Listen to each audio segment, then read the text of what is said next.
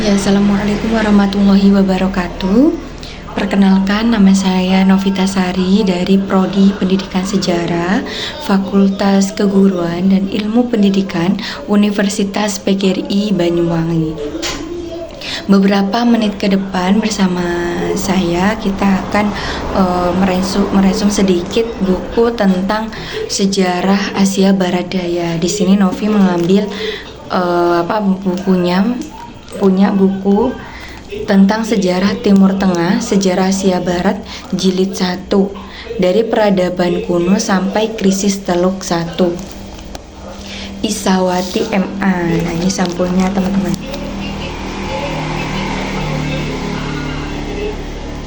Ini sampulnya. Terus ini belakangnya. Tebalnya segini teman-teman.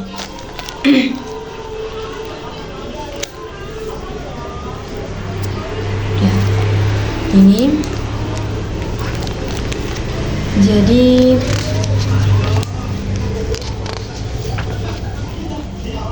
sejarah Timur Tengah 1, sejarah Asia Barat dari peradaban kuno sampai krisis Teluk 1. Copyright C. Isawati 2012. Diterbitkan pertama kali oleh penerbit Ombak 2012, Perumahan Nogotirto 3, Jalan Progo B15, Yogyakarta 55292, telepon 0274 70 19945, fax 0274 620606, email redaksi ombak@yahoo.co.id, www.penerbitombak.com, PO 208.01.12, penulis Isawati MA, penyunting Riyadi, tata letak dan sampul Najar Trimukti, Perpustakaan Nasional, katalog dalam terbitan KDT, sejarah Timur Tengah 1, sejarah Asia Barat dari peradaban kuno sampai krisis Teluk 1, Yogyakarta, penerbit Ombak 2012, 145 halaman, 14,5 kali 21 cm, ISBN 978 602 8335 997. Di sini ada daftar isinya. Yang pertama kata pengantar, terus bab 1 arti kawasan Timur Tengah, A. Arti istilah Timur Tengah, B. Negara-negara kawasan Timur Tengah, C. Kondisi geografis kawasan Timur Tengah, D. Kondisi sosial dan budaya Timur Tengah. Bab 2 Sejarah peradaban kuno di Timur Tengah, A. Letak peradaban kuno di Timur Tengah, B. Bangsa-bangsa pendukung peradaban kuno di Timur Tengah. Bab 3 Kehidupan bangsa Arab pra-Islam, A. Sejarah kehidupan bangsa asli Timur Tengah, B. Jenis-jenis bangsa Arab, C. Kehidupan sosial dan budaya bangsa Arab pra-Islam.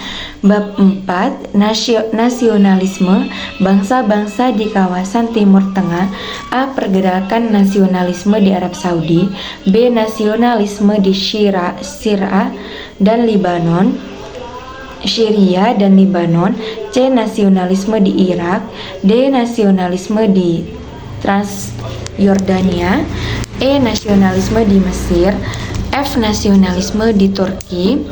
Bab 5 Pergolakan di Libanon, A. Profil negara Libanon, B. Latar belakang timbulnya pergolakan di Libanon, C. Proses berlangsungnya pergolakan di Libanon, D. Upaya penyelesaian pergolakan di Libanon. Bab 6 Krisis Teluk 1.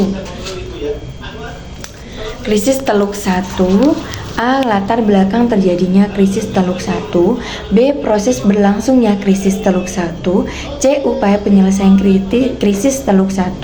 Bab ke-7 Penutup, daftar pustaka, indeks, lalu tentang penulis. Jadi ini kata pengantarnya, Timur Tengah merupakan suatu kawasan yang menarik untuk dikaji. Sejak dahulu, Timur Tengah mempunyai arti strategi yang penting sehingga selalu menjadi incaran negara-negara besar. Letak Timur Tengah sangat strategis, terutama ditinjau dari segi militer, yaitu pada pertemuan Eropa, Asia, dan Afrika, sehingga dapat menguasai jalan masuk ketiga benua tersebut. Timur Tengah juga berbatasan dengan Laut Merah, Laut Tengah, Laut Hitam, Laut Kaspia, Teluk Persia, dan Samudra Hindia. Di kawasan Timur Tengah juga terdapat jalur-jalur air yang strategis seperti Selat Bosporus, Selat Dardanella, terusan Suez, Selat Bab el-Mandeb, dan Selat Hormuz. Dengan demikian, baik melalui daratan maupun perairan, Timur Tengah memandang ke banyak penjuru, sehingga sejak fajar sejarah, keunikan geostrateginya telah diakui negara-negara di Indonesia. Jadi di Timur Tengah itu gak hanya ada Arab aja ya teman-teman, jadi ada juga Syria, Lebanon, Irak, Transjordania, Mesir, dan Turki. Nah, ini kata pengantarnya sedikit ya teman-teman. Lalu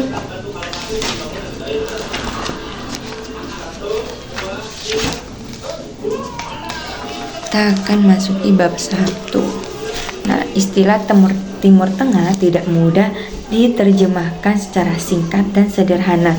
Bahkan istilah ini masih sering menimbulkan kebingungan bagi sebagian orang untuk menerjemahkannya.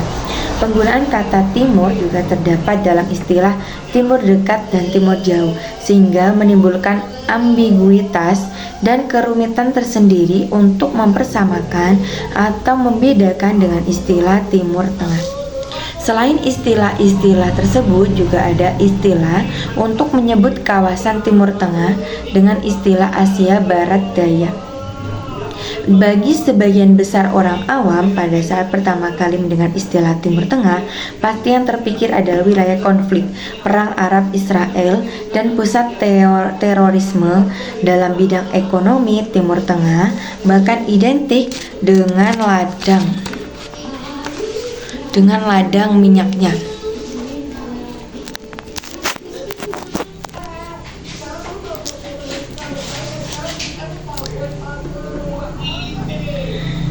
Timur Tengah juga sering diidentikan dengan Jazirah Arabia. Pada dasarnya, pendapat tersebut tidak keliru, hanya saja terkesan agak dangkal dalam mengartikan istilah Timur Tengah. Sebagian besar orang awam, bahkan di kalangan mahasiswa sendiri, juga banyak yang belum memahami pengertian yang terkandung dari istilah Timur Tengah, terutama apakah istilah tersebut sebenarnya merupakan penamaan secara geografis atau geopolitik. Terus secara geografis, definisi Timur Tengah tidak begitu jelas. Menurut George Lenzowski dalam bukunya The Middle East in World Affairs yang dialihbahasakan oleh Asghar Bixby, Timur Tengah di tengah kancah dunia, menyatakan bahwa belum ada kesepakatan tentang definisi Timur Tengah, dan bahkan istilah Timur Tengah belum diterima secara universal. Para sarjana negarawan dan jurnalis kadang menyebut wilayah tersebut dengan Timur Dekat, tetapi kadang dengan istilah Timur Tengah. Menurut Kirdi Dipuyodo, istilah Timur Tengah merupakan terjemahan dari Middle East, yaitu suatu istilah yang sejak Perang Dunia Kedua digunakan oleh orang Inggris dan Amerika Serikat untuk menyebutkan kawasan yang sebagian besar terletak di Asia Barat Daya dan Afrika Timur Laut, sehingga dapat dibatasi sebagai jembatan antara Eropa, Asia, dan Afrika. Istilah Timur Tengah berasal dari perluasan wilayah komando militer Inggris yang mula-mula mencakup negara-negara di sebelah timur terusan Suez sebagai persiapan perang. Dalam Perang Dunia Kedua, istilah Timur Tengah menjadi lazim dan menggantikan istilah-istilah yang lebih tua seperti Near East dan Levant. Beberapa pakar telah mengkritik istilah Timur Tengah karena erosentrismenya. Wilayah Timur Tengah terletak di timur Eropa Barat. Bagi India, Timur Tengah terletak di barat, sedangkan bagi Rusia terletak di selatan. Penggunaan kata tengah juga telah menyebabkan kebingungan bagi sebagian orang. Sebelum Perang Dunia I, Timur Dekat digunakan Inggris untuk menunjuk daerah Balkan dan Kerajaan Ottoman, sedangkan Timur Tengah menunjuk Persia, Afghanistan, Asia Tengah, Turki, dan Kaukasus. Sedangkan Timur Jauh menunjuk ke negara-negara Asia Timur seperti Tiongkok, Jepang, Hong Kong, dan lain-lain.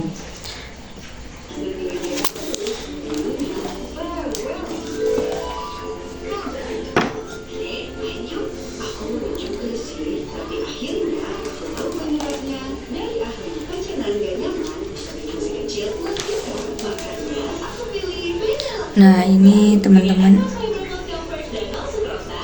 Jadi ada pembedaan ya dari Timur Tengah, Timur Jauh, Timur Dekat tadi ya. Secara kasar, Timur Tengah dapat dibagi menjadi dua, yaitu di dunia Arab dan bukan Arab. Dunia Arab terdiri atas 20 negara dan meliputi wilayah seluas 12.776.664 km persegi. Sedangkan bukan Arab terdiri atas Iran, Turki, Siprus, dan Israel dan meliputi wilayah seluas 2.457.303 km persegi. Nama Arab diberikan kepada bangsa yang mendiami sejumlah negara di Afrika Utara dan Timur Tengah serta mempunyai warisan bahasa dan kebudayaan yang sama. Ini ada contoh tabel-tabel negara ini di kawasan Timur Tengah ya teman-teman.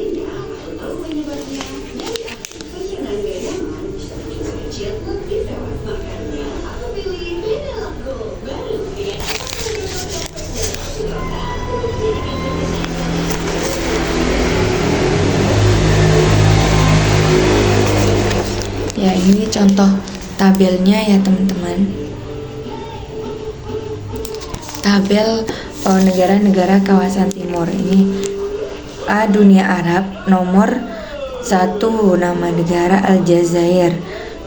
Luas wilayahnya 2.381.746. Arab Saudi 2.149.690. Bahrain 598, Irak 43846, Yordania 95396, Kuwait 17818, Libanon 10400, Libya 1759400, Maroko 458, Mauritania 1030, Mesir 1.001.000, Oman 310.800, Qatar 11.360.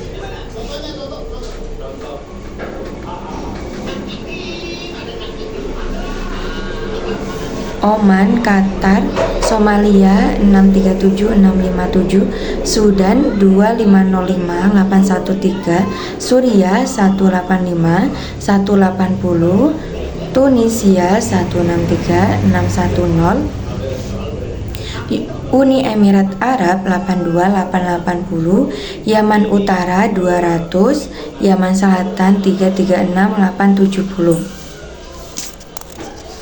Nah, dunia bukan Arab di sini ada Israel, Iran, Siprus, Turki. Nah, luasnya 20.700, 1.648.000, 9.251.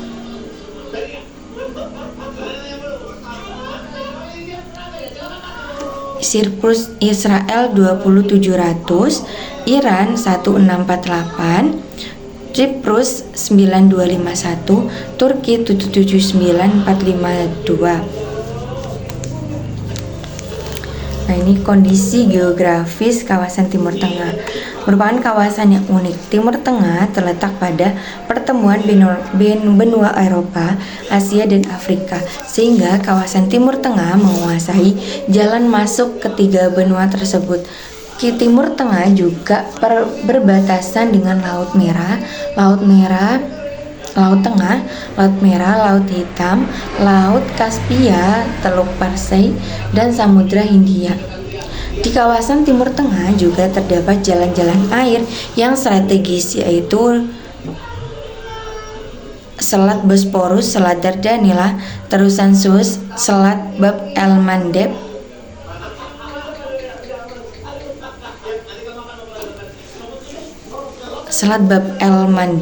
dan Selat Hormuz. Jadi ditinjau dari segi geografisnya, baik melalui daratan maupun perairan, kawasan Timur Tengah memandang ke banyak penjuru, sehingga sejak fajar sejarah keunikan geografisnya ini telah diakui oleh negara-negara besar, yaitu barang siapa yang bisa menguasai kawasan Timur Tengah, maka negara tersebut akan punya kedudukan strategis di dunia. Nah, terusan Suez adalah jalur air buatan setinggi permukaan laut di Mesir, menghubungkan Laut Mediterania dan Laut Merah. Terusan Suez resmi dibuka pada November 1869. Terusan Suez memungkinkan transportasi air antara Eropa dan Asia tanpa bernavigasi mengelilingi Afrika, sehingga mengurangi perjalanan 6.000 km dari Eropa ke Asia. Sebelum nasionalisme oleh Mesir pada tahun 1986, kendali atas terusan Suez dipegang oleh Prancis dan Inggris. Hampir 20% keseluruhan kendaraan di laut berlayar melalui kanal ini, menciptakannya sebagai salah satu sumber daya strategis unik dunia. Ini gambarnya ya teman-teman. Selat Bosporus. Nah, ini gambarnya.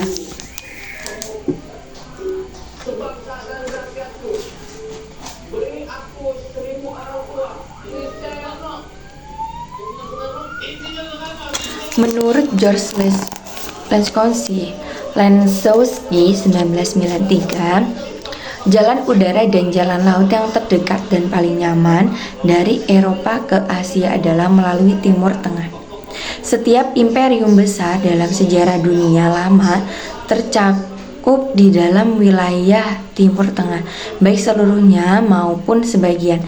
Bahkan secara geografis, kawasan Timur Tengah melampaui imperium persemakmuran Inggris, sehingga segala peristiwa yang terjadi di kawasan Timur Tengah akan sangat berpengaruh terhadap nasib Inggris. Timur Tengah sebagai bagian dari benua Asia terletak di dalam zona tengah yang membentang di sepanjang benua Asia, kira-kira di antara garis lintang ke-30 dan 40. Nah, ini kondisi sosial dan budaya Timur Tengah. Kondisi sosialnya, secara sosial Timur Tengah mempunyai masalah sosial yang serius, yaitu adanya perbedaan sosial yang mencolok. Sebagian besar rakyat tersebut Sebagian besar rakyat hidup dalam kemiskinan, sementara kekayaan dimiliki oleh sejumlah kecil orang yang berkuasa. Kesenjangan sosial antara si kaya dan si miskin tidak semakin berkurang, tetapi terus meningkat. Taraf hidup rakyat cenderung tetap atau bahkan semakin berkurang, sedangkan taraf hidup golongan kaya terus meningkat dengan cepat karena naiknya harga tembakau, kapas, dan minyak mentah di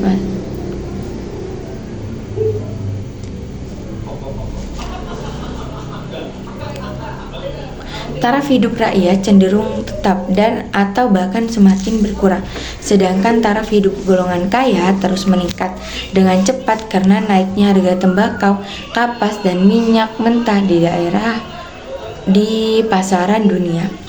Perbedaan sosial semakin mencolok dengan mengalirnya barang-barang mewah dari barat seperti mobil lux, alat-alat elektronik, dan hotel-hotel rumah.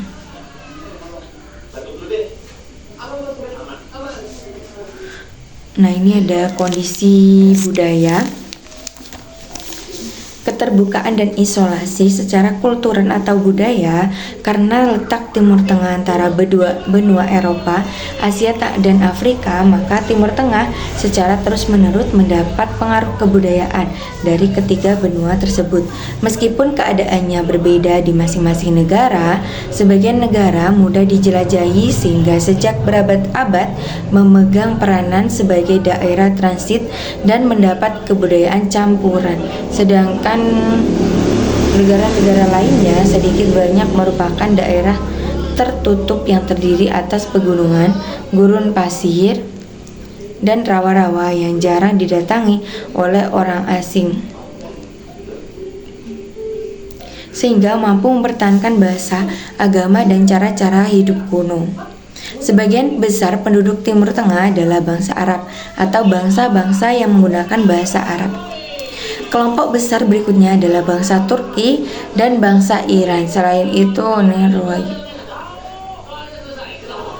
sebagian besar penduduk Timur Tengah adalah bangsa Arab. Selain itu juga terdapat kelompok-kelompok lainnya yang lebih besar seperti bangsa Yahudi, bangsa Armenia, dan bangsa Kurdi yang tersebar di berbagai negara sebagai minoritas. Bahasa Arab berasal dari semenanjung Arab dan meluas dengan cepat seiring dengan meluasnya penyebaran agama Islam pada abad ke-7 sampai 9. Bahasa Arab sekarang merupakan bahasa umum yang digunakan oleh bangsa-bangsa di kawasan Timur Tengah, di antaranya Mesir, Sudan, Arab Saudi, Yordania, Suriah, Lebanon, Irak, Libya, Tunisia, Aljazair, dan Maroko. Selain bahasa Arab klasik sebagai bahasa Al-Quran, terdapat berbagai dialek regional yang hampir sama tata bahasanya tetapi banyak berbeda dari segi pengucapannya sehingga mempersulit komunikasi. Ini banyak sekali. Bahasa Turki, bahasa Parsi, bahasa Amerika, bahasa Kurdi.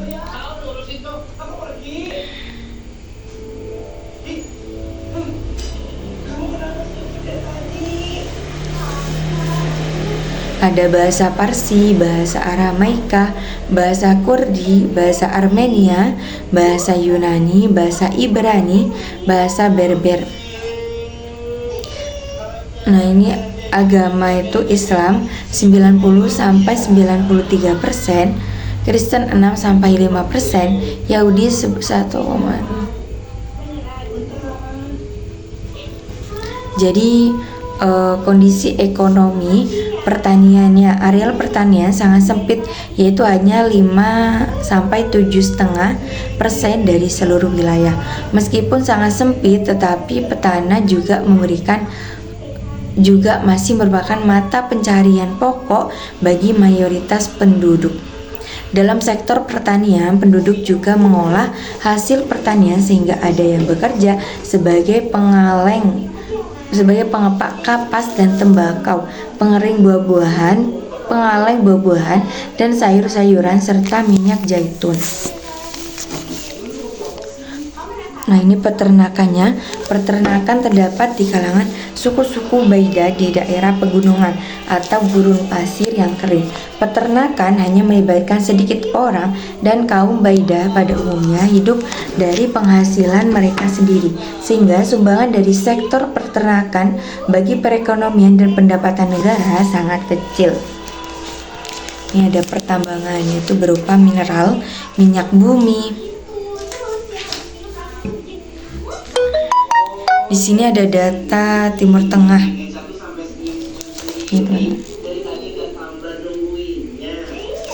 Ada datanya.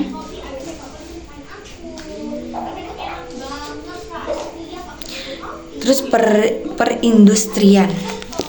Di bidang industri, kawasan Timur Tengah diantaranya menghasilkan barang-barang bangunan, mengolah hasil-hasil pertanian, dan biji-biji mineral untuk ekspor di Aljazair, Tunisia, dan Maroko. Industri tekstil terutama katun, dan wol cukup maju.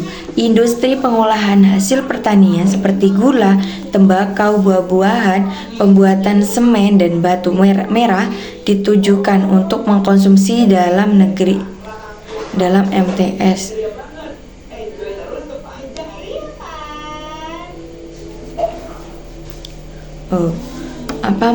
Mengolah hasil pertanian tadi.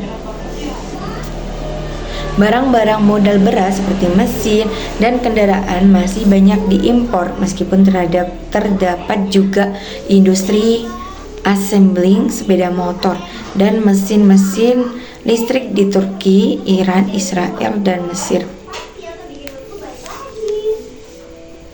Perkembangan industri yang cukup besar terdapat di negara Mesir, Israel, Turki, Lebanon, dan Iran. Kendala di bidang industri adalah kurangnya bahan bakar, khususnya batu bara dan tenaga hidrolistrik.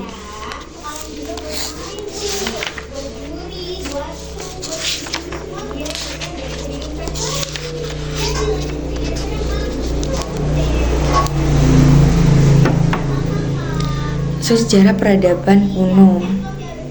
Peradaban kuno di Timur Tengah meliputi peradaban kuno di wilayah Mesopotamia, yang pada masa lalu terdapat beberapa kerajaan, di antaranya Kerajaan Babilonia yang terletak di lembah Sungai Eurat. Terdapat beberapa kerajaan, di antaranya Kerajaan Babilonia yang terletak di lembah Sungai Eufrat dan sungai di Jelah Tigris sebelah selatan 4000 sm 1300 sm, dan Kerajaan Assyria yang terletak di lembah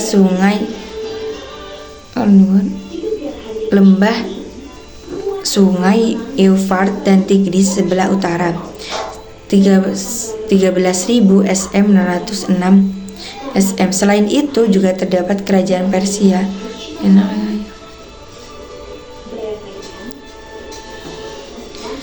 dan Kerajaan Mesir pada abad 3000 sm.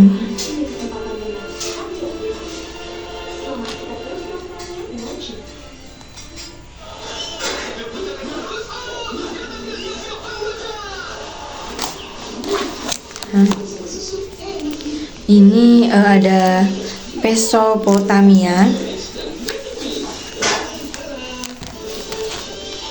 Secara geografis, sumber air sungai Eufrat dan Tigris terdapat di lereng pegunungan Armenia di perbatasan antara Irak dan Rusia. Lumpur endapan bertumpuk-tumpuk pada muaranya sehingga muncul dataran rendah baru yang selalu meluas menutup mulut Teluk Bahrain. Di sekitar muara, alami geografisnya berupa rawa-rawa penuh dengan tumbuhan semak dan didiami oleh aneka jenis burung liar. Semakin menuju ke pedalaman, alam semakin kering. Kemudian datanglah bangsa-bangsa dari gurun di sekitarnya untuk berternak dan bertani di lembah yang subur itu. Bangsa-bangsa pendukung peradaban kuno di Timur Tengah.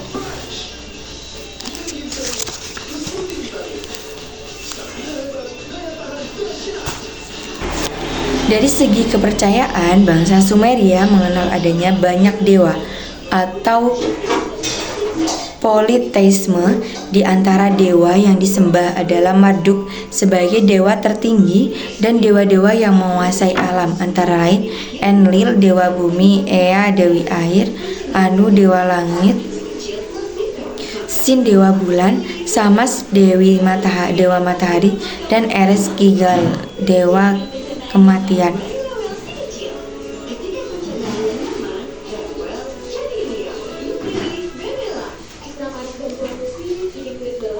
Di antara dalam melaksanakan kepercayaan, bangsa Sumeria membangun sebuah kuil untuk pemujaan kepada dewa yang disebut Ziggurat. Ziggurat berasal dari kata zagaru, artinya bangunan tinggi seperti gunung, karena merupakan menara bertingkat yang semakin ke atas semakin kecil.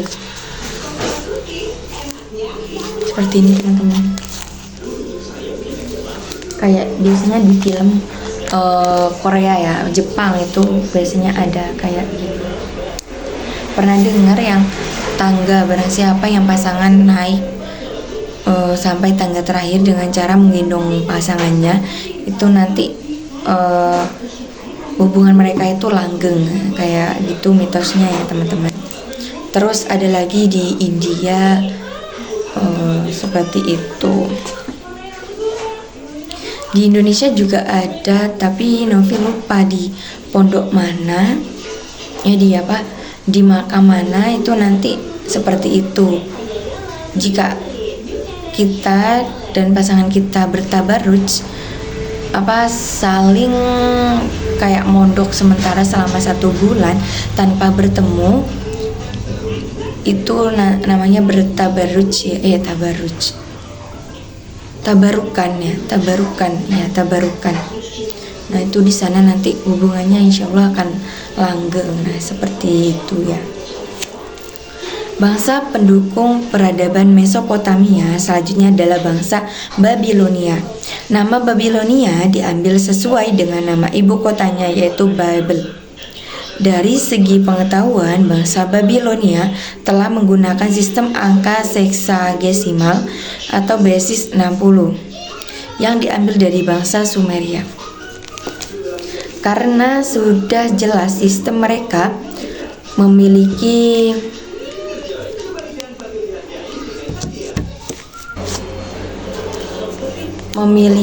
sistem desimal dan mereka menggunakan 60 sebagai satuan terkecil kedua, bukannya 100 seperti yang kita gunakan sekarang. Sehingga lebih tepatlah kalau sistem ini dianggap sebagai sistem campuran dari basis 10 dan basis 6. Seksagesimal masih ada sampai saat ini dalam bentuk derajat, menit dan detik di dalam trigonometri dan pengukuran waktu.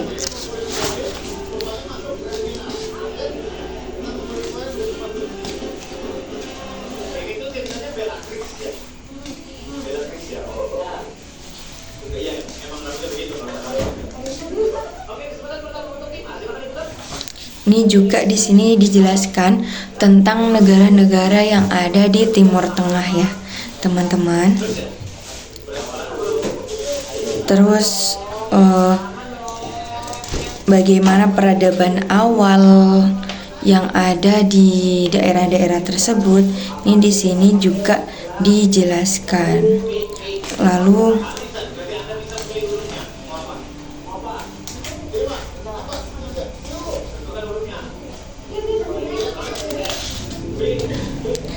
nah ini kondisi geografis semenanjung Arab. Istilah Arab digunakan untuk menyebut daerah padang pasir Jazirah Arab, sedangkan secara etnis ia digunakan untuk menyebut penduduk yang tinggal di Timur Tengah dan Afrika Utara. Semenanjung Arab merupakan semenanjung barat daya Asia, sebuah semenanjung terbesar dalam peta dunia. Wilayah semenanjung Arab luasnya 1.745.900 km persegi, dihuni sekitar 14 juta jiwa. Arab Saudi dengan luas daratan sekitar 1.014.900 km persegi. Itu di sini juga dijelaskan tentang nasionalisme ya, rasa cinta tanah air seperti di negara-negara yang ada di Asia Barat Daya. Tidak hanya Arab aja teman-teman, seperti kita ketahui bahwa Timur Tengah itu biasanya yang disebut itu hanya bangsa Arab, tetapi tidak. Di sini jelaskan bahwa Timur Tengah itu atau Asia Barat Daya itu meliputi banyak sekali negara-negara seperti negara Arab maupun non Arab. Jadi yang etnisnya itu banyak yang Arab gitu. Jadi seperti itu tentang buku ini teman-teman.